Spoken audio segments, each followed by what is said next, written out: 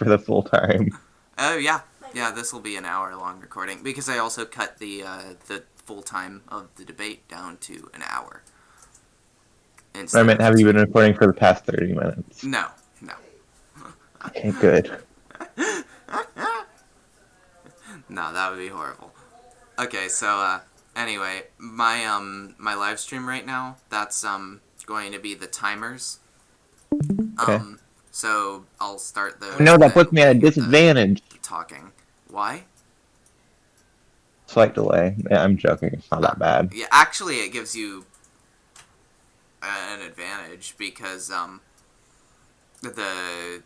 the you can talk until it ends on your side. So you Okay. know, but I mean it's ever so slight of a delay. Um, Yeah. but the there was something I was gonna say. Oh yeah, explaining what each of these is. Okay, so this one's just the whole thing. This is just so we don't like go way over time. This one is for the each individual like section, like the first one's vice president and whatever. It's the ones I listed. Um, the this you get 1 minute to like respond to the question. I thought that was two. I cut everything in half. Okay. Except for the rebuttal because 45 seconds is a very short amount of time. So, um, this is for if your name is directly mentioned, you can call for one of these, and that's basically like a response. Okay. So, are you ready? Yeah. Oh yeah, and then also I wanted to show you this the swing state map before we get started, so you know what people to target. I'm That's going for Wisconsin. yeah, Wisconsin. Yeah. 0 votes. Oh. Uh, Whew. yeah, these ones in black I just threw on here because I wanted to like flex my smartness because I'm like, well, they couldn't vote, but they were still technically a part of the United States, so I'll make them different than the Yeah. ones which aren't in the United States yet. So, Yeah. you know. Very useful. Yeah, very useful. Now you see the whole map. Actually, these Wow. two should be in yellow because they're a part of Georgia still. Just like how Oh, Maine nice. is in green. But, yeah, there you go. There's your map. Pretty, right? Oh, God. Yeah, and then we are right there. So, um, so about the timers. One last thing. Yeah. The timer starts after I'm done reading the question. So, Okay. I'm not taking So up that your you time. don't get, like, interrupted, yeah. Yeah. Um, Like a Siren debate. That would never and you happen. also can't see this thing I just pulled up, right? No, I cannot. Okay, good. You're taking notes, god damn it. That's the questions. Promise. Evil. Yeah, he's cheating. I need my water.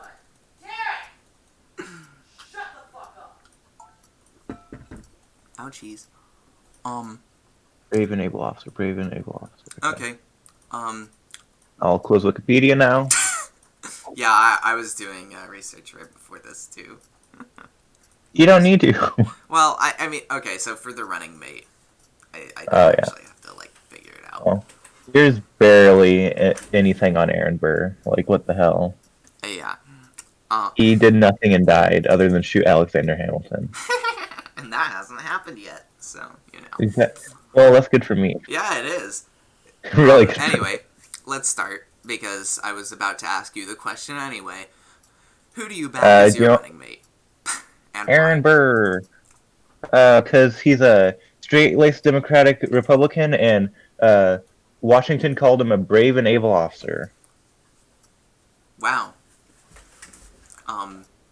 Anything else? there's nothing else about him. You can, I mean, you can go off track, just not too far.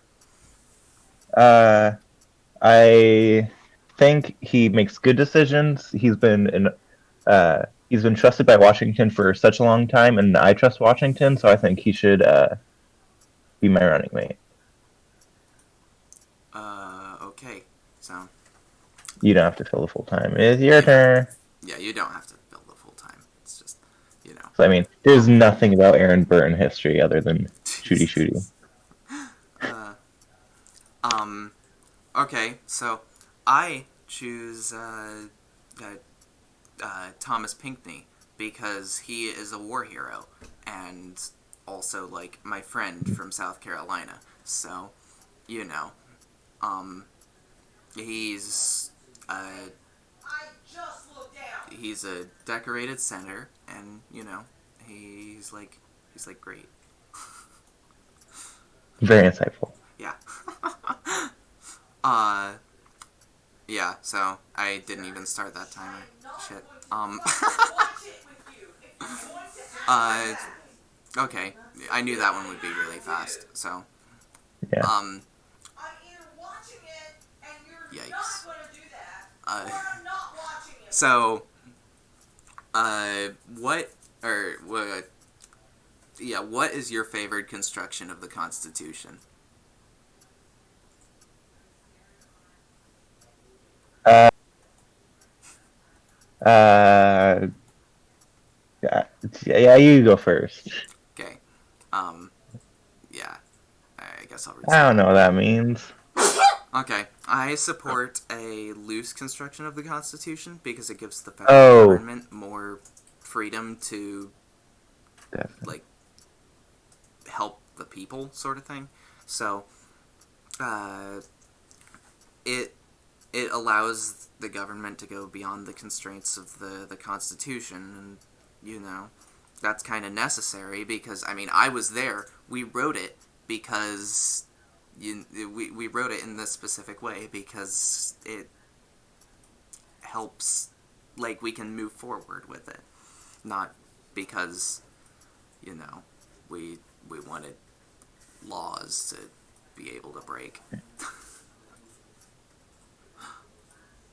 Okay, so same question to you. Go. Okay. I adhere to strict constitutional construction. I think that we should follow it to a T so that we don't give the federal government too much power, which can easily spiral back into a monarchy, just like we had before, which is why we fought the war. And states need freedom, which is, again, why we fought and kicked Britain out. And there was something else I was going to say.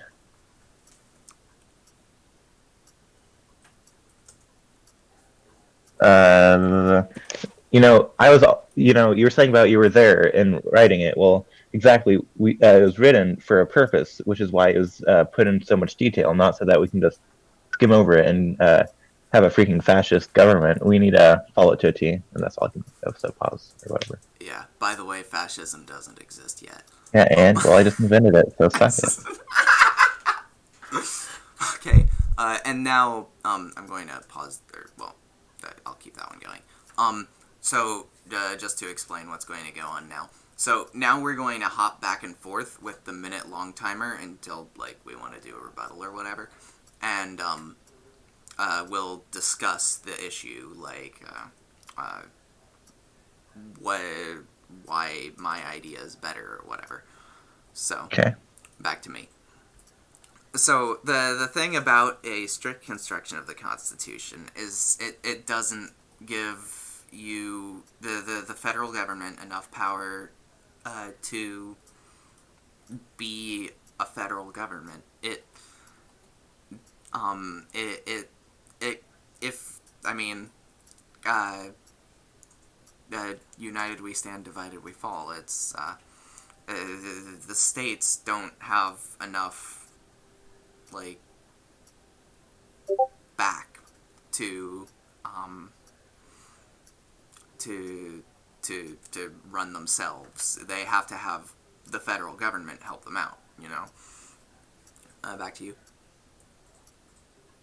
So the federal government does have some power, even if we adhere to a strict constitution.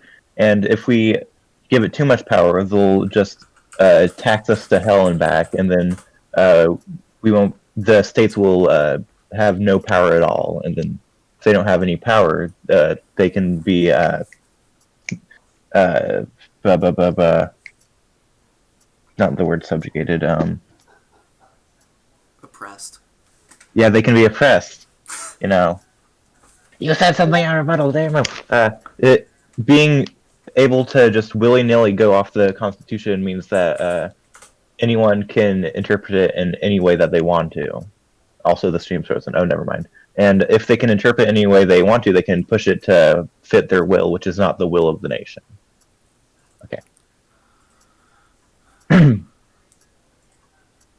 Okay, so the will of the nation,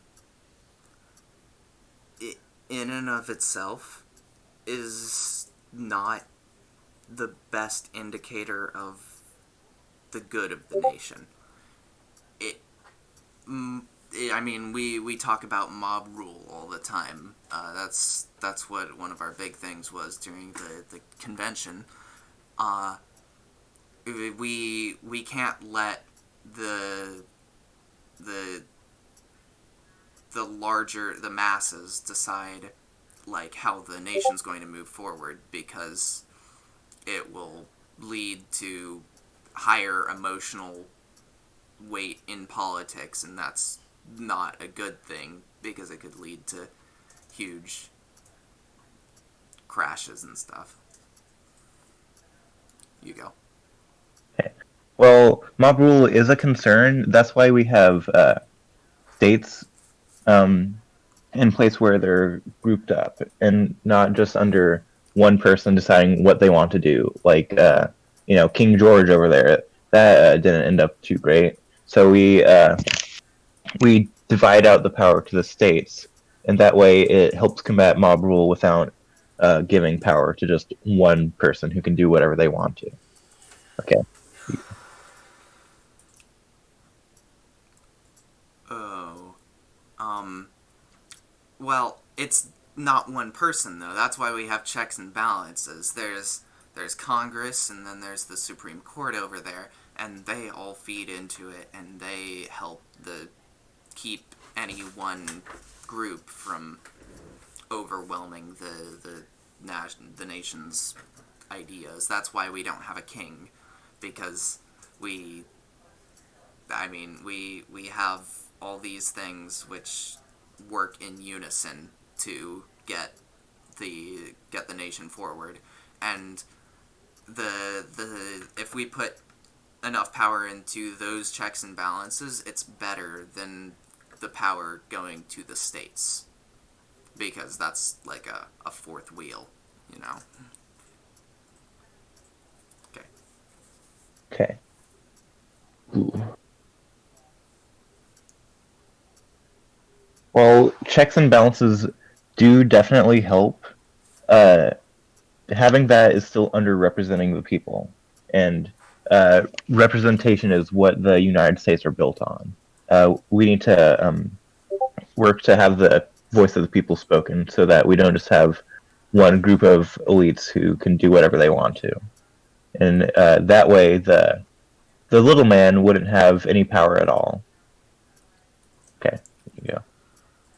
Under 10% of the population votes. Under 10% of the voting eligible population votes, because there are even those who don't get to do it in the first place, because we don't want mob rule. We want the people who know what they're talking about to run the country. And the more people you throw in there, the harder it gets to do that. There you go. The amount of people who choose to vote is completely irrelevant to this argument, but having more people isn't necessarily a problem if it's still in the power of the states, because they're having as much power to those people as necessary, and they come together, and if even there's a mob rule in one area, they'll negate each other, since there's multiple states. And I plan to grow that amount too. The so the amount of states is the problem here. It's there's if if you have three people talking to each other, it's less likely to go into a pitchfork frenzy than if you have 300 people talking to each other and they all hate the same thing. So that I mean, you need for a mob to work, you need more than three people. So those three checks and balances, they work out. That's why we have them. Last one. Okay. Well, that is true that it's harder to start a mob with a lot of people. The number of representatives from each state isn't insane. There was one part I was just thinking of.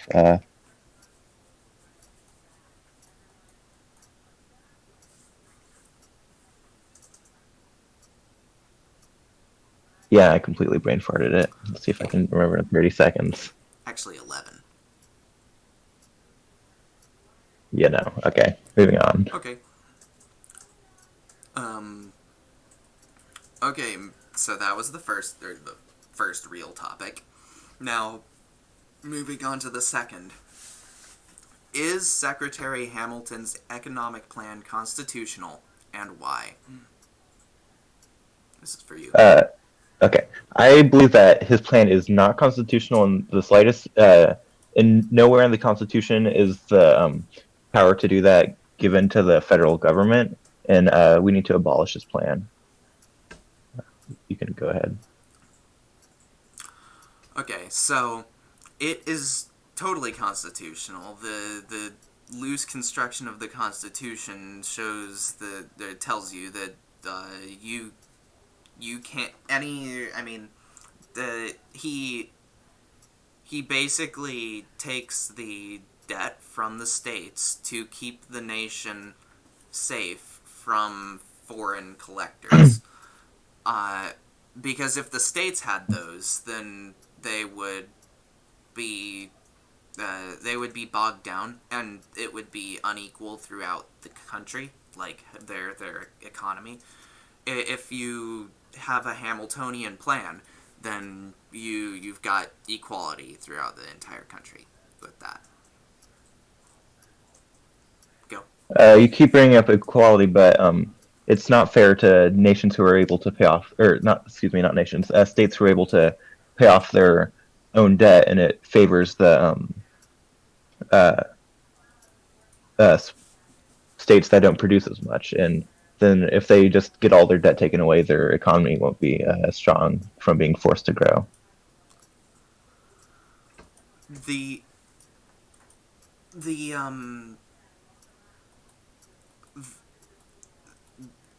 the idea that that taking away their debt and paying it off with national funds is hurting the states which that can pay them off themselves is a poor idea, because every state is helping to pay off these funds. It's including them. So I mean, if they're paying off their share, and then it makes it easier on everybody. So, of course, we're purposely not paying it off so that the people who, oh shit. Okay, you go.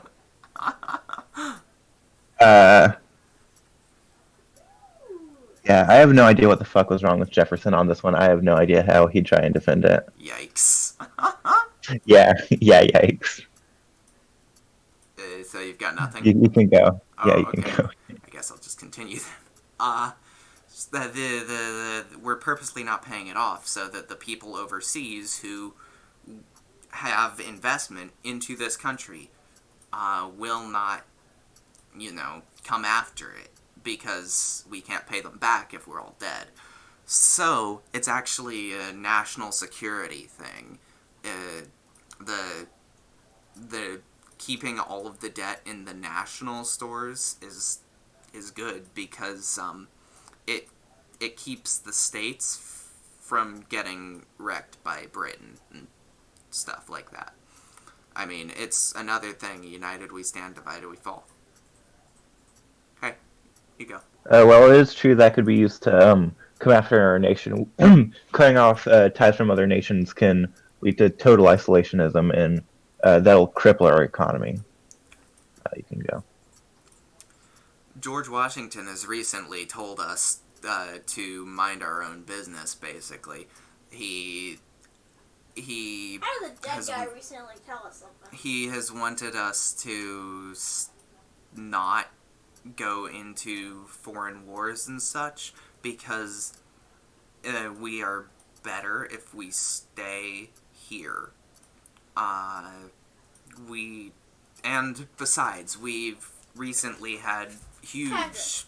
How the hell is this? We've had huge trade deals with Spain and Britain recently, so we're not completely isolationist. We're just isolationist enough for us to not get killed. You go. Well, I wholly agree that we should stay out of wars. It's pretty ridiculous to think that few trade deals, which could end at any moment, are enough to keep this whole nation up. We need to keep connections back in the old lands to have future growth and build healthy relationships with other nations. What are you talking about? You don't want to go into foreign wars. The entire nation knows that you want to get involved in the French Revolution. I mean, oh shit, I got that backwards. the Republican Party has been so pro-French over the years, and they're beheading people over there. I mean, this is mob rule again here. You can't just do these things.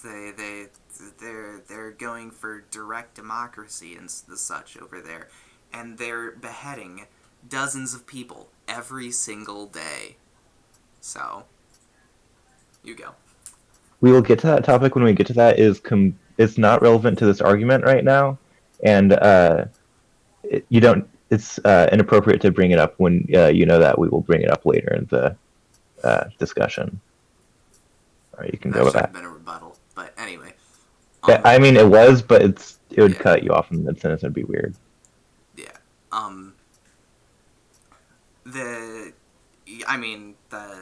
Actually, mine was really a rebuttal too. Anyway, either way, you are trying to get into you're an internationalist, really. So we want to stay with ourselves. We want to stay isolated from Europe because we don't want issues with their part. But bringing it back to the economy, the Hamilton's plan keeps us safe. I mean, I don't really know if there's anything else to add on to that. Safe from the empires such as Britain and France. There you go.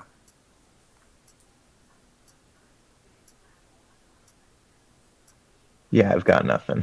Okay. Should we just move on? Or Yeah. okay. What the fuck was Jefferson on about that? Yeah. Yikes. Okay. Number 4. Should the federal government or the states pay for infrastructure projects, and why? You're sending me off. Okay. States should be the ones paying for infrastructure because it's unfair for a state who is already has enough infrastructure or doesn't need a lot more to pay for someone who is working on their own infrastructure. It should be up to the states. It should be up to the federal government again. The states. You brought up that it's unfair to the ones who are good with infrastructure to help the others, but bringing it back around to united we stand, divided we fall. We have to help each other get better, or we won't get better as a whole. Because if each individual state is selfish and holds holds back funds to help their partners, then the entire union will fall apart. I mean, I'm done. Well, it's conceivable that that would happen. Just having everyone give their money to the federal government and then tell them to figure out how to use it gives way too much power to the federal government, and it can end up again just like it was in Britain, which we just fought to get rid of. Okay. Wow, that was fast. There. Okay, the whole thing with the federal government, like the being too powerful to make roads, or too weak to make roads, in your opinion, it's pretty awful because I mean the whole point of having a federal government is to keep everything from breaking. So, especially in this country, because I mean, 15 independent states trying to work together. The, I mean, the the Constitution isn't the Articles of Confederation. It lets the government do these things. Go. Well, you do claim it lets the government do these things. It's, again, not expressly stated in the Constitution, which can lead to problems if we keep pushing the Constitution more and more to the breaking point of where we'll completely ignore it at some point. I mean, there's no. Okay, so basically, we know that we're not going to get to that point because the balance of power, the checks and balances, they keep it tight, and like no branch of the government can go beyond its power because the other two will deal with it. And also, you're there. You'll stop us, right? I mean, as long as we're both in Congress, it's probably not too much of a worry. Go. Well, I'll do everything in my power to keep the federal government from doing crazy things. I won't be in power forever, and we can't rely on good faith of future people in office to do what we expect them to do. Well, then, what about that 10th Amendment you pushed? It's the one that lets future people amend the Constitution itself. Like, that's putting it in good faith that they won't do it. So why not put this in good faith as well? That was a rebuttal. Okay. That's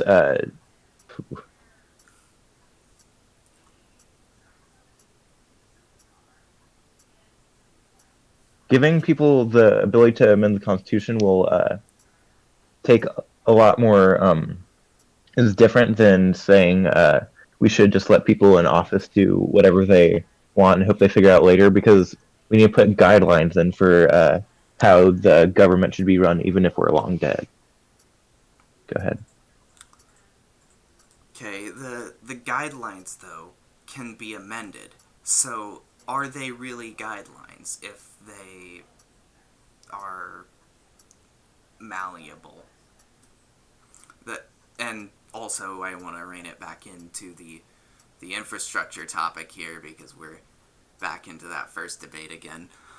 Um, the the the infrastructure, the the reason. I mean, okay, so infrastructure is important, and the federal government is like it should have enough power to be able to do that, but it it shouldn't be its primary purpose. Like infrastructure projects are a state level thing, but the federal government should be able to do them too.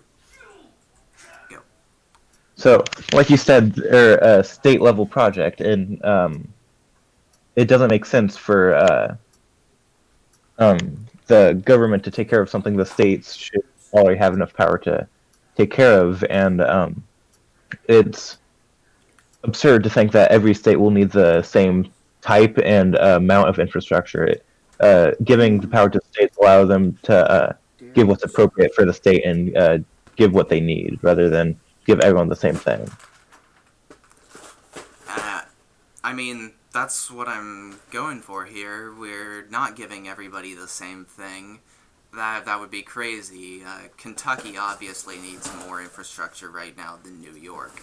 It the point of this is the idea that the federal government can do this is, I mean, the states, the federal government should be able to do much of what the states can do, but with the but the states will be able to do it for them, so they don't have to do it. They should just have the hypothetical power to do it. Go. In what situation is it better to look at the power of the states and just take it away from them just for the sake of it? Go ahead. That's a rebuttal. Yeah, it is. The power of the states. It's the. I mean, we're not taking it away just for the sake of it. I mean, in case one of them just doesn't know what they're doing, we can step in and help them along, basically. But doing just like doing it all for them is wrong, and them doing it themselves is the preferred circumstance, but we can't always trust them to do so. Go. So we're assuming they can't be trusted, but not being able to. Oh god, this is a terrible argument to go on. But not being able to trust the states and just giving all is a straight path to leading back to complete power from the federal government, which is the opposite of what the United States stands for.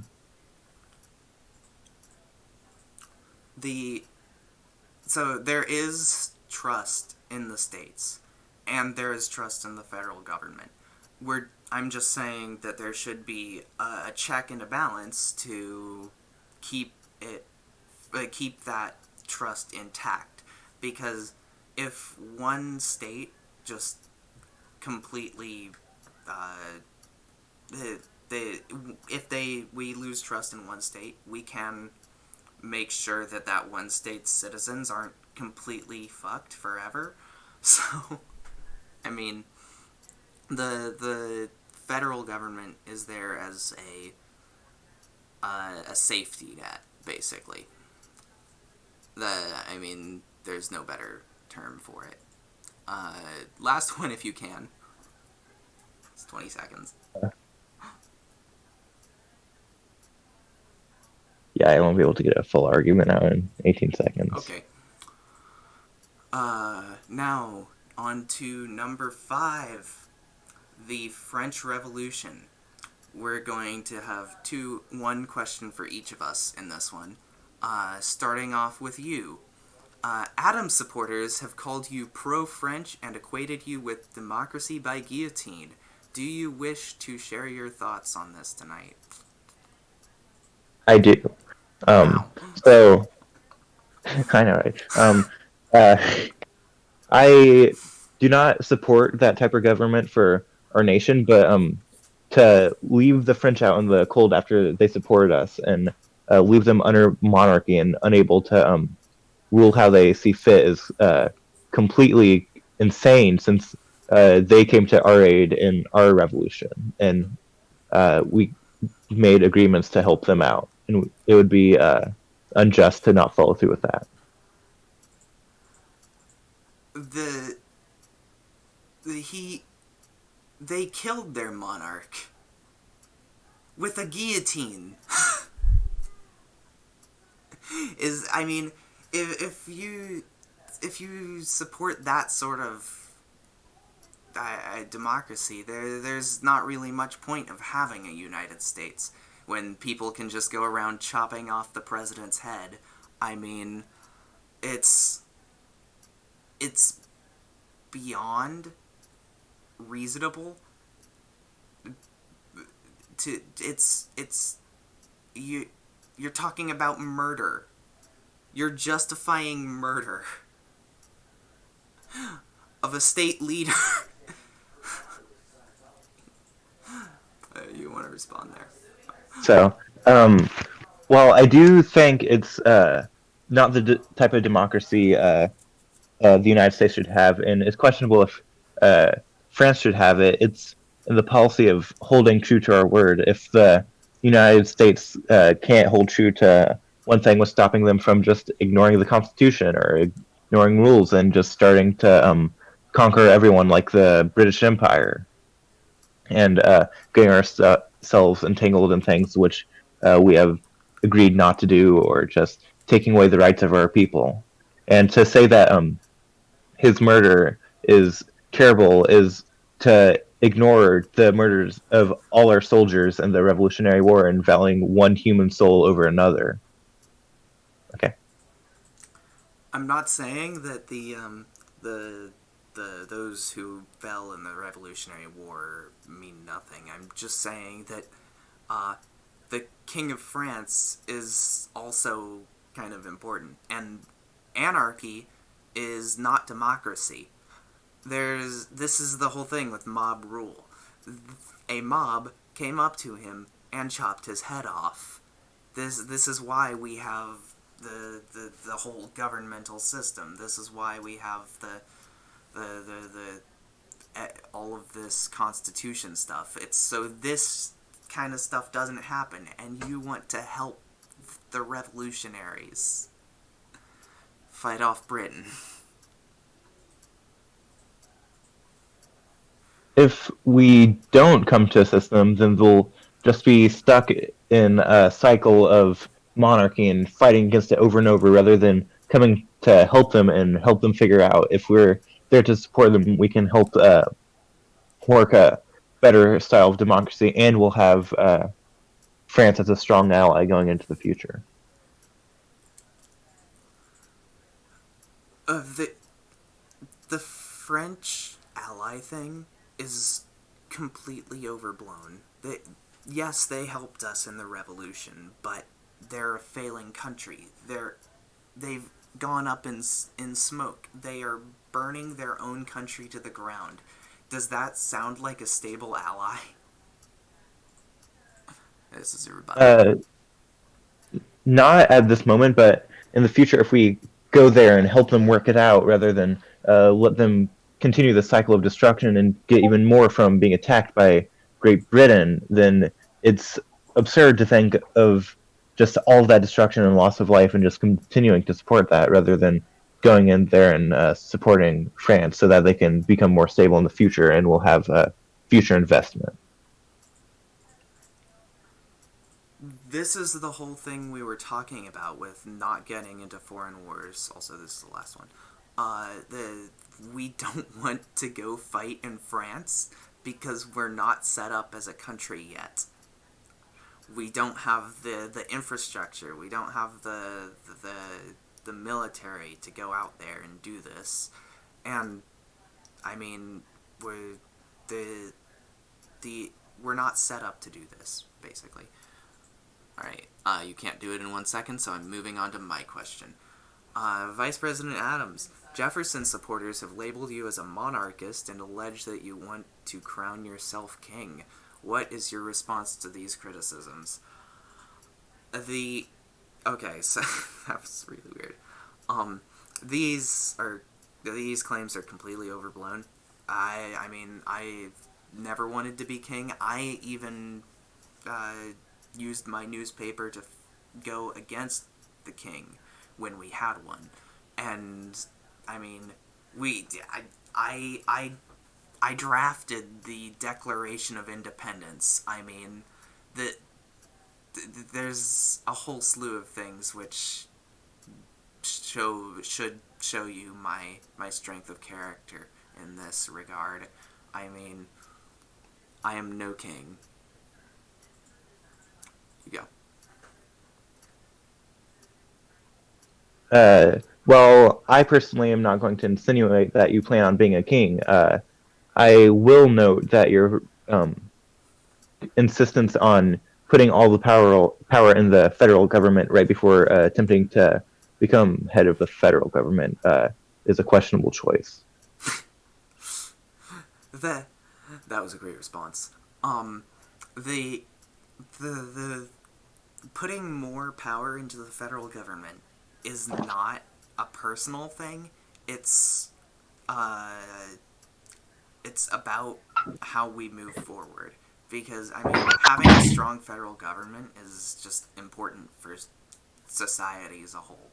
I mean, I don't think you can name one country which has ever had a weak federal government and lives to see the light of day. I mean, we have to have this. Rebuttal or answer? Either, I don't know.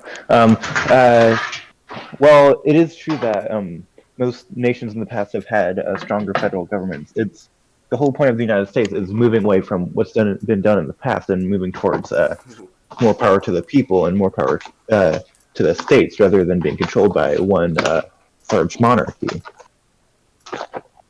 Go ahead.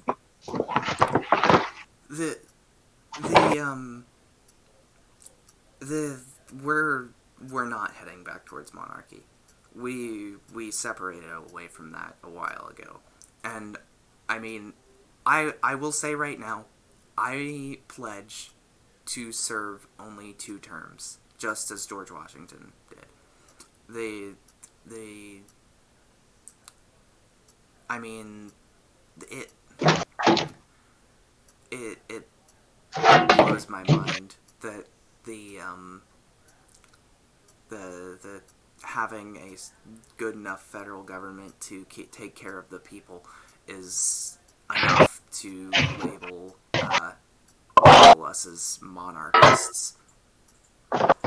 You go.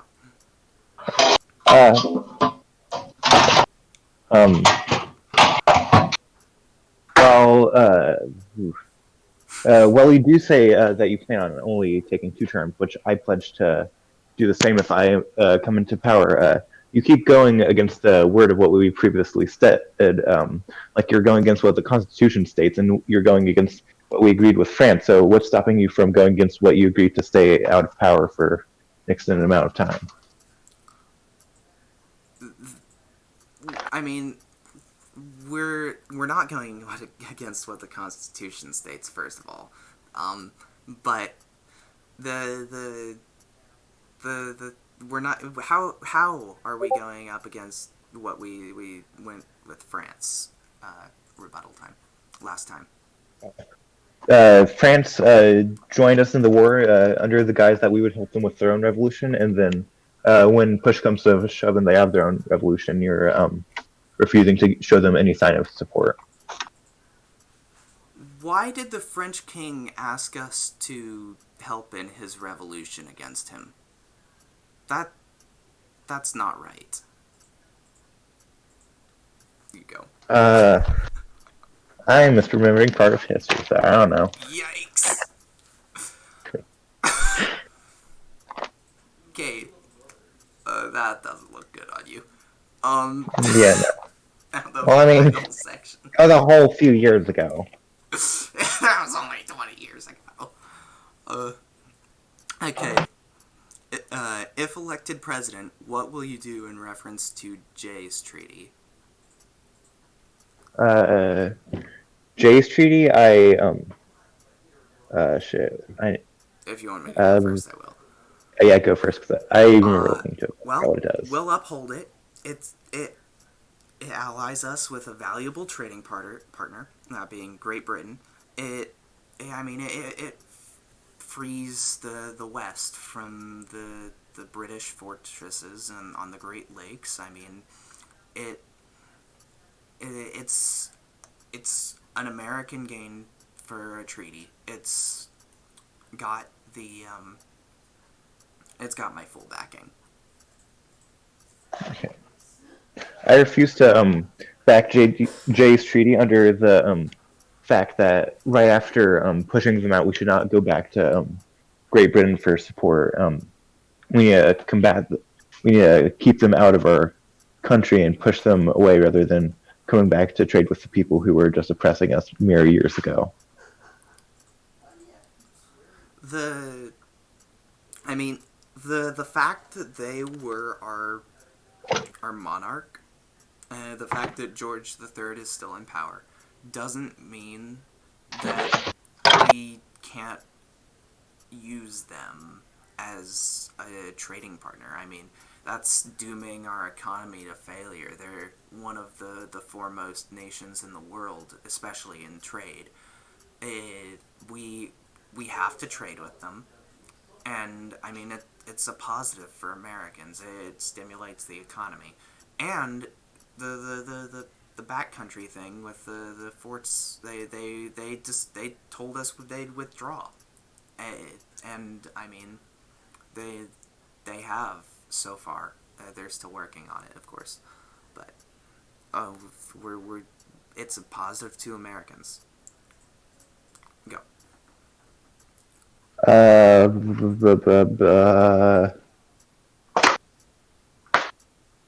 uh,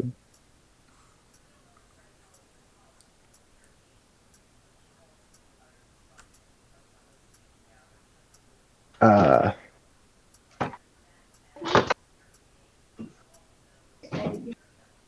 uh, um,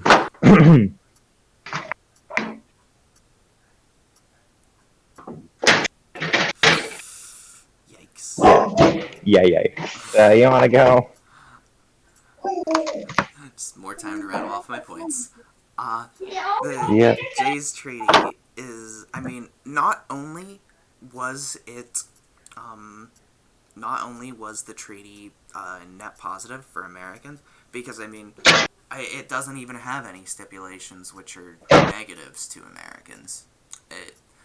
But it was also, it was sponsored by its namesake and our first Chief Justice of the Supreme Court. So it's got the backing of all three branches of government.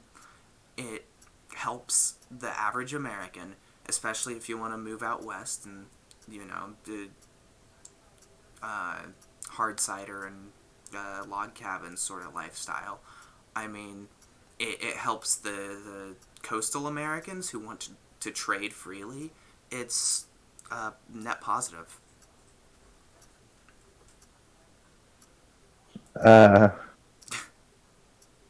Oof.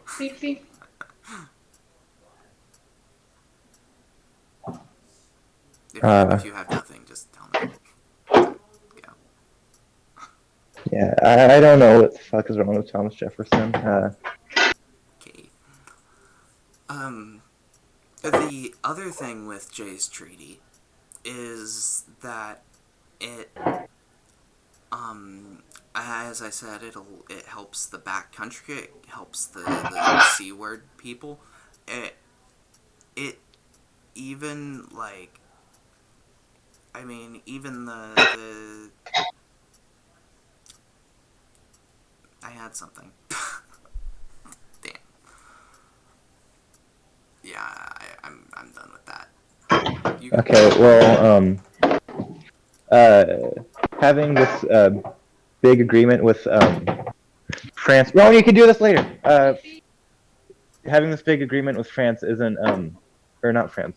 This agreement with Britain isn't necessarily good if relationships get worse over time. Having our big thing with France, and if we get mad at them again, and if they do something to wrong us, then we're stuck in this trade deal with them, even if it hurts everyone involved. You really don't have to stand like that. I mean, well, you could have done this anytime earlier after this. We can always withdraw from the trade deal. I mean, the Jay's treaty is. I mean, either side can withdraw from it, but I mean, France. Once again, we don't have to worry about them. They're doing their own thing. We're doing our own thing. We don't have to mix up with them. And trading with Britain is, I mean, fine. It helps everybody. Except France. Yeah, well, helping France is something, even if we're not going to go into war to support France, not being able to even give them any form of support in their economy is just absurd, considering how much they helped us during the war. Okay, you've got your angle here. Okay, so France and Britain, of course, are at war right now. But trading with Britain also doesn't mean we're not trading with France. Of course, we're trading with Britain more. But that doesn't... I mean, we're not turning our back on France because we're still, cheering them on from the sidelines. But, we don't have to, actively help them. I mean, I know we're not in the war with them, but that doesn't... There's no reason to go in there and not trade with a completely viable trading partner because they're at war with one of our friends.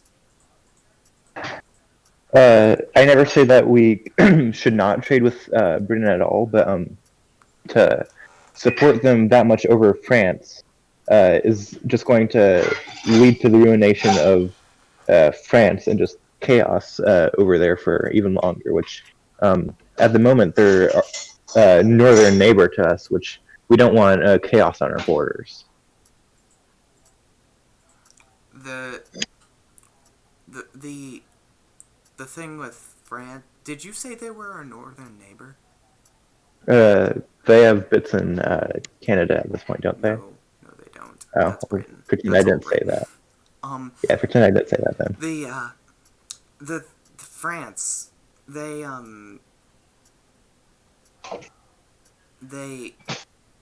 okay, so trading with Britain over France, it's not okay. I mean, France can totally come and get a treaty from us. I mean, if they want, they can totally have one, but so far they haven't approached us, so we're not going to do it.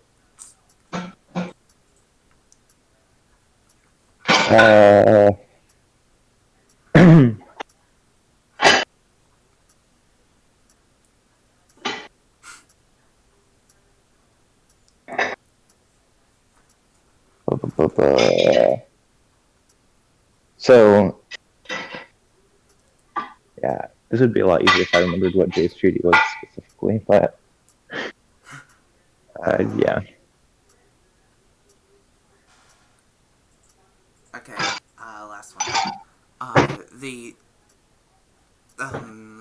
The other thing, France, I mean, we will sign a treaty with them if they approach us, but we're not going to go out of our way to do it because they did chop off their king's head. They are in a state of anarchy right now, killing dozens of people per day, and, I mean, we don't want to actively try to help them out, so you've got 20 seconds if you want. Yeah, I got nothing. Okay. Yeah, everyone, come out and vote. It'll be great. Yeah, it'll be awesome. There you Oh go. god. So that's all my questions done. So I'm going to Yeah, yikes. turn off my recording now.